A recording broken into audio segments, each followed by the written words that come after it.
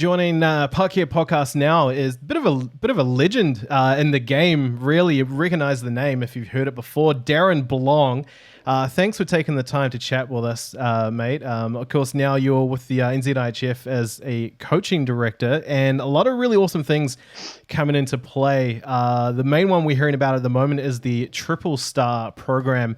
Can you run us through like what that is and why the NZIHF brought that in? Yeah, sure, Logan. I mean, thanks for having us on here too. Anytime to talk about player development and keeping people in the sport's always a good use of time. I suppose Triple Star, the program is sort of over time has come to this point. Essentially, Triple Star is a combination for the males and females at the national team levels for under 18s and with the men's under 20s and the Ice Blacks. Obviously, the women's with under 18s and Ice Ferns to get together and obviously have a camp. And it's also a meeting of minds and coaches and whatnot, and sort of just also a really good opportunity to build relationships and I suppose lay the track to where the pathway is for younger players and what the role of the current national team players might be in part of that. But Triple Star is sort of a really exciting program that's been put together, but there's quite a lot of groundwork that's gone in, over a number of years to get us to this point.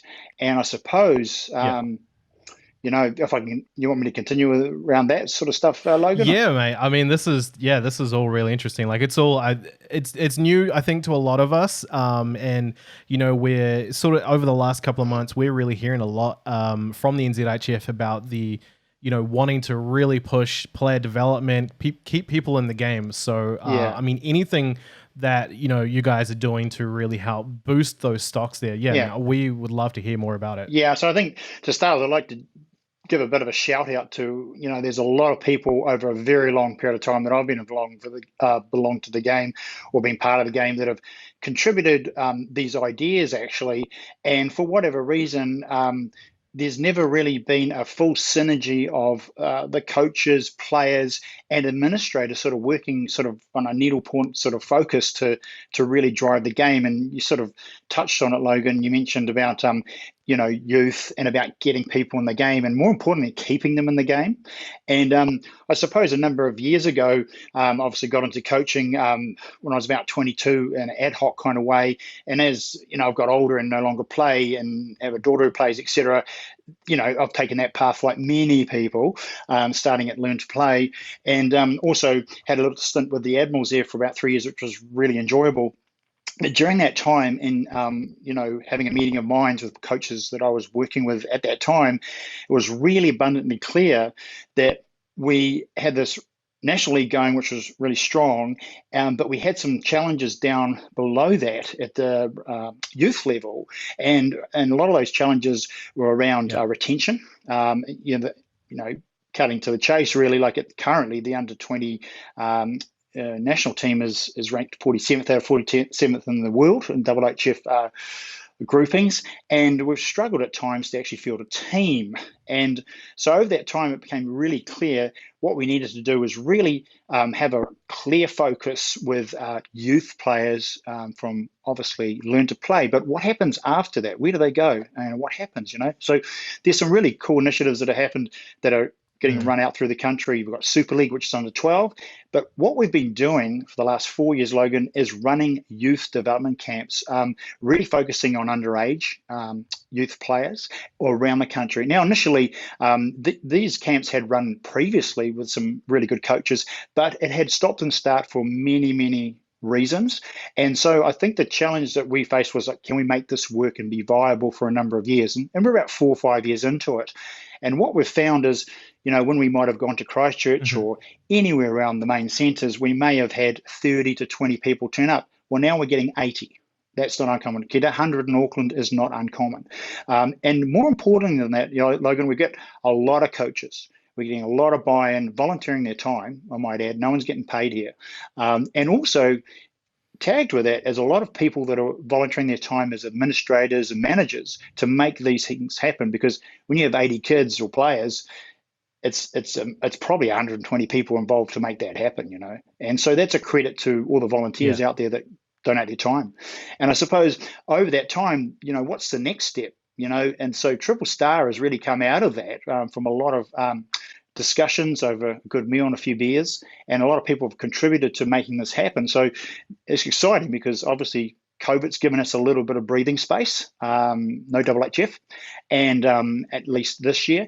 And the plan is to get it out for the men in April, starting the 16th for a 2.5-day camp, and the woman Queen's birthday in June. And then over time, what we'll do is probably move that a little bit later in the season so we can do it once a year.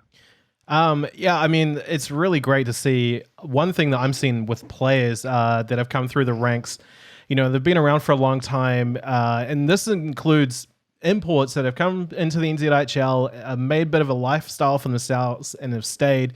I'm talking about the likes of like Dean Tonks, Justin Daig, AJ Spiller, and Matt Schneider down in Queenstown as well, to name a few. And then you got New Zealand guys.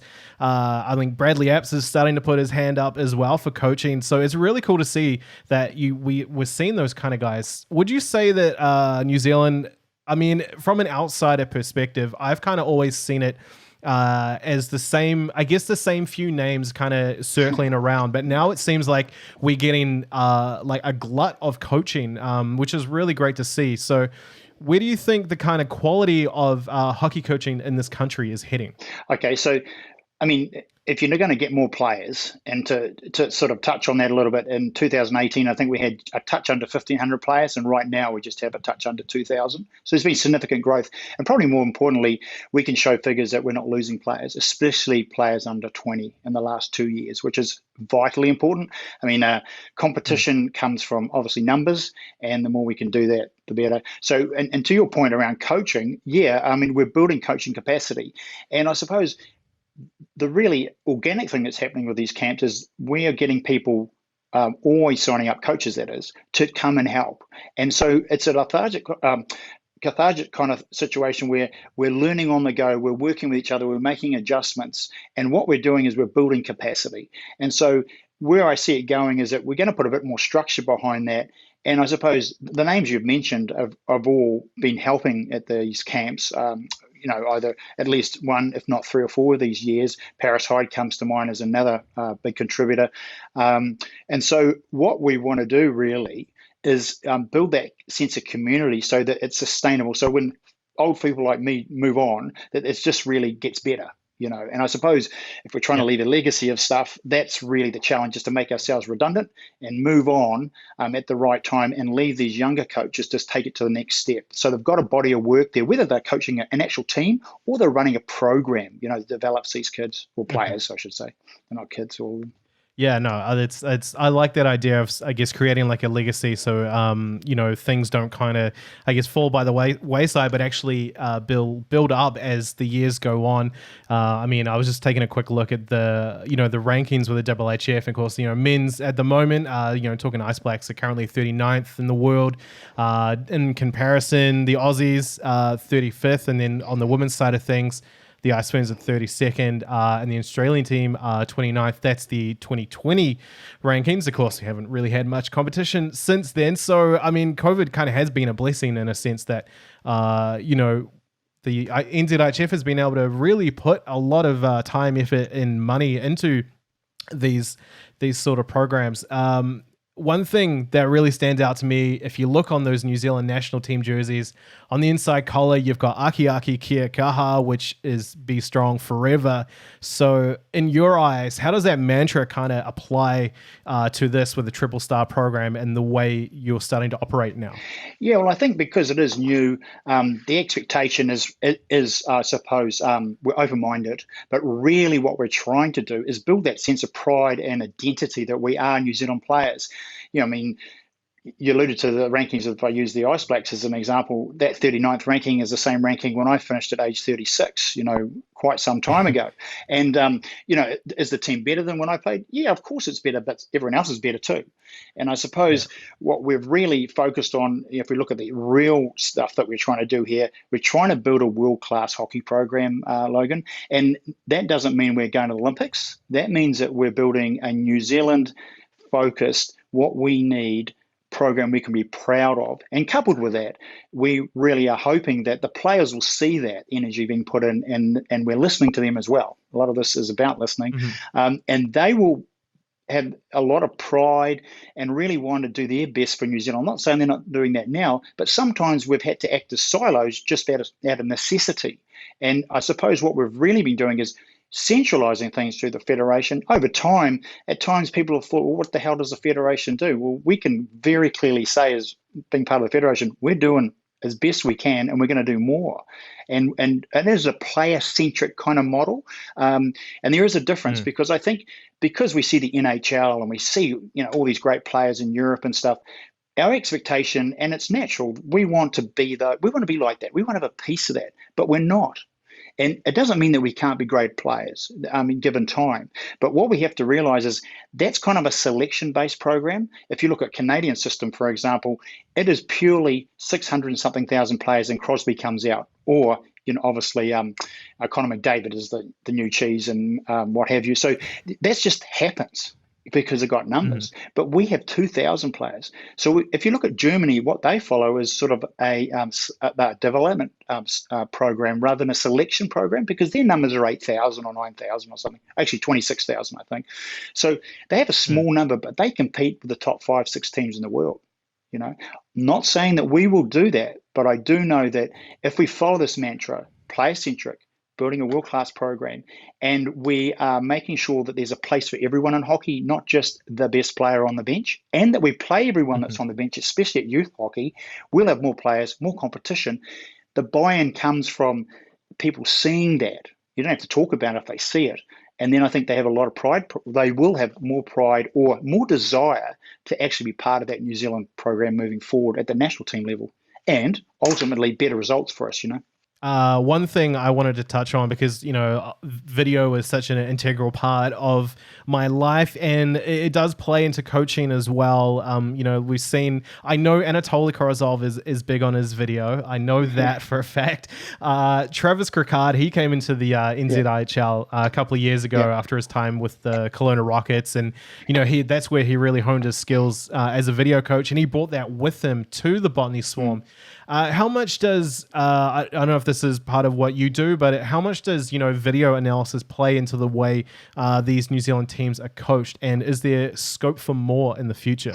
Yeah, I think Anatoly is a good example who uses video consistently. And apologies if I've missed someone here. He's probably the only one I know that does use it regularly. And I suppose the big challenge around that is, a little bit of skill and also resource and time.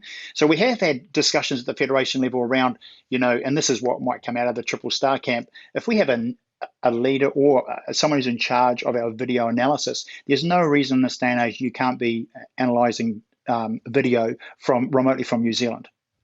Yes, there's time differences and stuff, but you could have a centralized system really that gives coaches access to that. To your point, do we use video outside of that? Yeah, to be honest, you'll probably laugh, but at Pee Wee level, I've used video. There's nothing. Whether it's a kid who's... That's awesome, though. I bet, the kids probably love to see the video. That's the world we live in. Just an iPhone or an iPad and just a quick snap, 5 seconds, 10 seconds. It's way better than a coach rabbiting on about technique when a kid can see it and you just give them 2 or 3 pointers, and they can start to work it out themselves. You can store that video. You can do, you can do multiple things. So I think the scope for using technology in general, Logan, is huge, and how we deliver not only to the players but to the coaches. Just lastly, we usually ask this question to current players, but I think it would be great to get someone with your stature and experience to kind of share their thoughts on this as well. With a program like Triple Star, where do you realistically hope to see New Zealand hockey in, say, like 10 years' time? Okay, it's a really good question. It's something that we probably talk about a lot.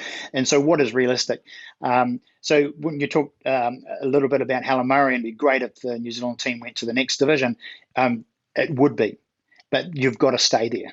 That is the key. And if you look at history in the IHF, it is littered with countries that get lucky, they get a group together and they get 2 to 5 years of something, and then all of a sudden what happens? South Africa is actually an example of that if you look back in history, and they're below us now, struggling, at most of the levels. So I think realistically for us, if we're in 2B, we should be aiming for 2A. right? We should be aiming to be in 2A and competing for a medal in 10 years. But I think in 5 years, we should be in 2A. That's what we should be aiming for. And not just at the ice pack level. To make the program sustainable, we need to be really thinking about how can we get our under 18s and our U20s there too. And so it sounds easy. Hockey, unfortunately, is not a sprint. It's a bit of a marathon. And it's a simple game, but it's bloody complex. And learning those skills, as we can all attest to. So we have to be patient with that. And I think if you're always focused on the gold medal, if I say it's the gold medal, you're setting up for failure a little bit, because if that's the measure of everything, and it is in our society, I understand that, but if you balance that a little bit more with, okay, is success for us that we have 3,000 players in 10 years, or in 5 years actually would be a nice number, and we have 4,500, say, in 10 years. Well, those numbers, if we've got a world-class hockey program, we're going to get to those divisions, no question about it, when we get to that kind of player pool.